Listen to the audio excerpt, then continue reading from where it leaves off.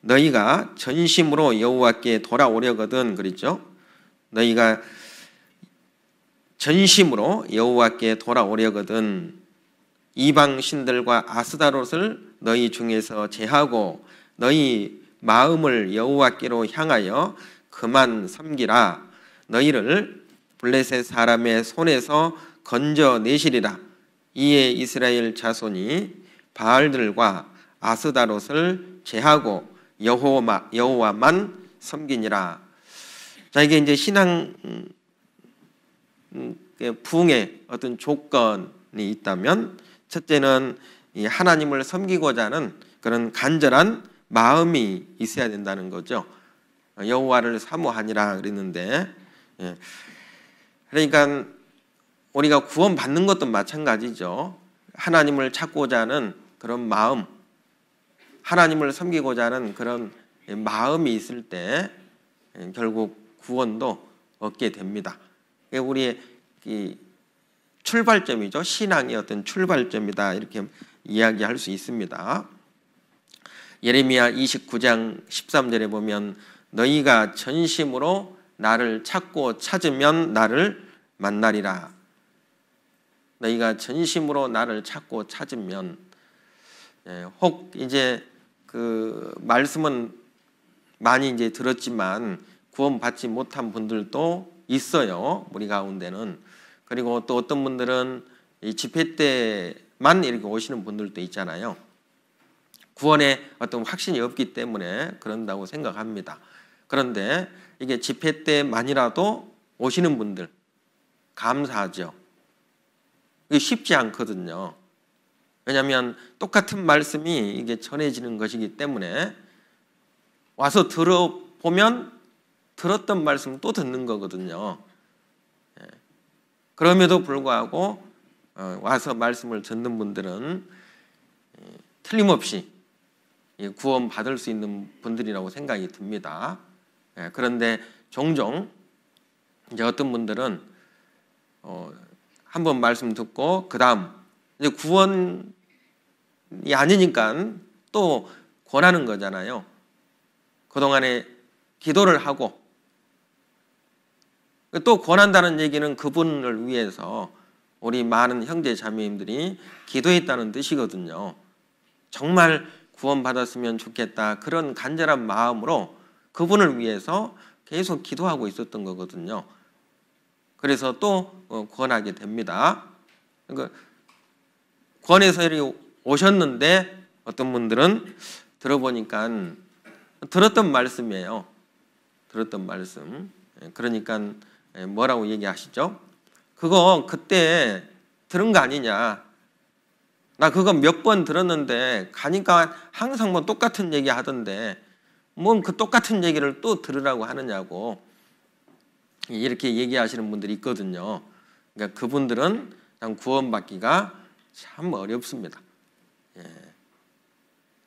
그런데 더 놀라운 것은 요 교회 주일날 또 모임도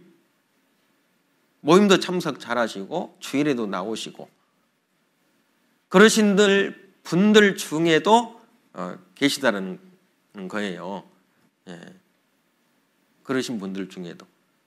그 똑같은 말씀을 왜 자꾸 또 드려야 되느냐. 이렇게 이제 그 불만처럼 역정을 내시는 분들도 있습니다. 근데 그분들은 만약에 정말 그런 분들이 있다면 그분들은 구원이 아니에요. 구원이. 잘 생각을 해보셔요.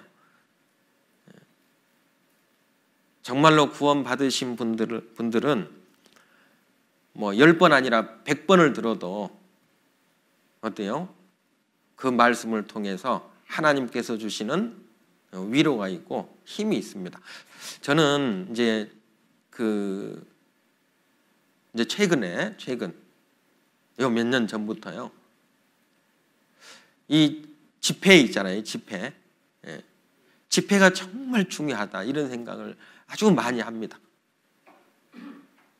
그러니까 구원받기 위해서 우리가 이제 집회 말씀을 듣지만 신앙을 회복하기 위해서, 그리고 신앙이 더 성장하고 그 신앙이 더 강해지기 위해서는 저는 반드시 집회 말씀을 드려야 된다.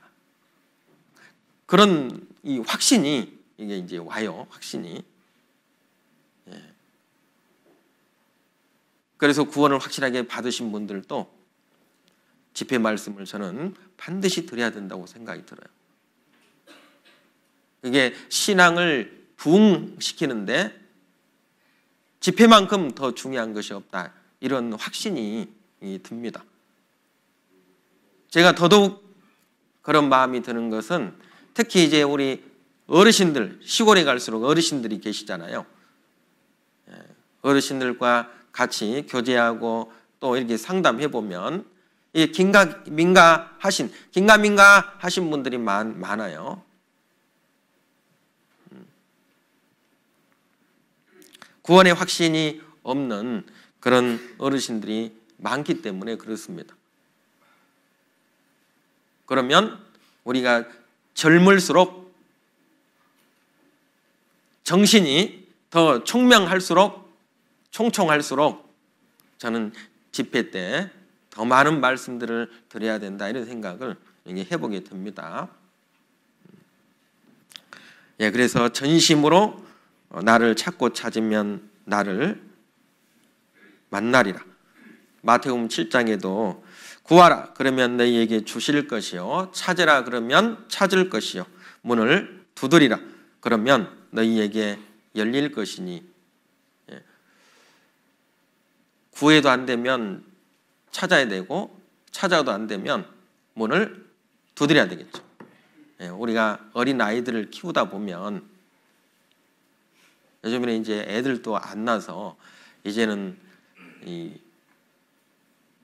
아이들의 이런 그 습성이라든지 이런 것들을 아마 이제 모를 것 같아요. 어린 아이들 요즘에는 태어나지가 않으니까 거의. 그런데 아마 이제 아이들 어렸을 때 생각을 해보면 특히 이제 갓난 아이들 이제 기어 다닐 때쯤 이렇게 이제 좀 걸어 다니는 그런 때죠. 예, 그런 때 이제 잠을 자다가 깨면 어때요? 처음에는 그냥 일어났다고 신호를 보내요. 엄마에게 나 일어났어 이렇게 이제 신호를 보냅니다. 그럼 엄마가 빨리 가야 되는데 엄마가 안 가요. 예, 그럼 어쩌죠? 그러면 이제 막 울기 시작해요. 예, 울잖아요. 울기 시작. 울기 시작을 합니다. 그래도 안 오네요. 그러니까 안 오잖아요. 그러면 이제 일어나가지고 문 앞에 와가지고 발로 문을 차면서 그냥 막 웁니다. 단계가 점점 수위가 이게 높아지거든요. 그러면 어때요? 엄마가 아무리 바쁜 일이 있어도 그 아이한테 이렇게 가거든요. 그와 같습니다. 하여튼 구해도 안 되면 찾아야 되고 찾아도 안 되면 문을 두드려야 돼요. 그러면 하나님이 만나주시지 않겠어요? 아마 그런 마음을 갖고 하나님을 찾는 분이라면 분명 만나주실 겁니다. 우리가 사복음서에 보면 예수님께서 그 소경들이죠. 바디메오. 소경들을 고쳐주신 사건이 있습니다. 예수님께서 그들을 만나주셨죠. 실은 만나주셨습니다. 그리고 이 소경들은요, 이제 눈이 안 보이니까 예수님을 또 쉽게 찾아갈 수 있겠어요? 못 찾아가잖아요. 눈이 안 보이니까. 그런데 예수님을 보고 싶었던 거예요. 예수님 정말 보고 싶다. 소문은 들었을 거 아니에요. 예수님이 어떤 분인지. 많은 병자들을 이렇게 치유해 준다는 소식을 들었을 겁니다. 그래서 그 예수님을 만나보고 싶은 거예요. 보고 싶은 겁니다. 그분이 정말 어떤 분인지 보고 싶은 겁니다. 그런데 그 병만 고쳐준다는 소식만 들었을까요? 아닐 거예요. 그 예수님이 어떤 말씀을 하시는지, 예수님이 많은 사람들에게 어떤 설교를 하시는지 그런 것까지도 아마 다 들었을 거라고 생각이 들어요. 이 소경들이 정말 그 예수님을 만나보고 싶다. 그분이 누군지 만나보고 싶다. 누가 만나주셨죠? 예수님이 일부러 그 소경 있는 곳을 지나가시는 거예요.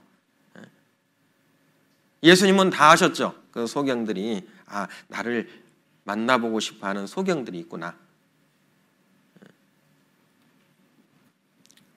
그래서 이제 예수님이 지나간다는 그 소문을 듣고 거기 지나갈 때에 이제 나사렛 예수여, 다윗의 자손 예수여 부르잖아요. 그러니까 이제 사람들이 많으니까, 그러니까 소리 지르니까 이제 제자들하고 옆에 따라가는 무리들이 조용히 하라고, 시끄럽다고. 그러니까 더 크게 소리 지릅니다. 다윗의 자손이여, 우리를 불쌍히 여기십시오. 우리를 불쌍히 여겨주십시오. 그래서 이제 예수님이 머물러 섰죠. 머물러 서서 그들에게 묻습니다. 너희에게 무엇을 하여 주기를 원하느냐? 그렇게 그렇게 물으니까 이 소경들이 주여, 내가 보기를 원하나이다. 내가 보기를 원하나이다. 그러니까 보기를 간절히 원하는 마음이 있어야 되잖아요. 만약에 혹 능력이 있으시다면 눈을 뜨게 해줄 수 있는 능력이 있다면 한번 해주시지요. 이런 게 아니죠. 그게 아니고 이들에게는 절박이 있습니다. 보기를 원합니다. 저 눈 뜨게 해주십시오. 그 간절함 때문에 예수님이 그들의 눈을 뜨게 해주셨고 예수님을 보게 한 겁니다. 그러니까 예수님을 보고자 하는 그런 간절한 마음, 하나님을 믿고 하나님 말씀대로 순종하고자 하는 그런 마음이 있는 사람들, 그 사람들의 이 믿음이, 신앙이 이 성장해 갈 수밖에 없죠. 그 믿음이 부흥할 수밖에 없는 겁니다. 주여 보기를 원하나이다. 꼭 눈을 떠서 어떤 사물을 보기만을 원했던 것은 아니죠. 그런 예수님을 보기를 원했던 거예요. 예수님을 보기를.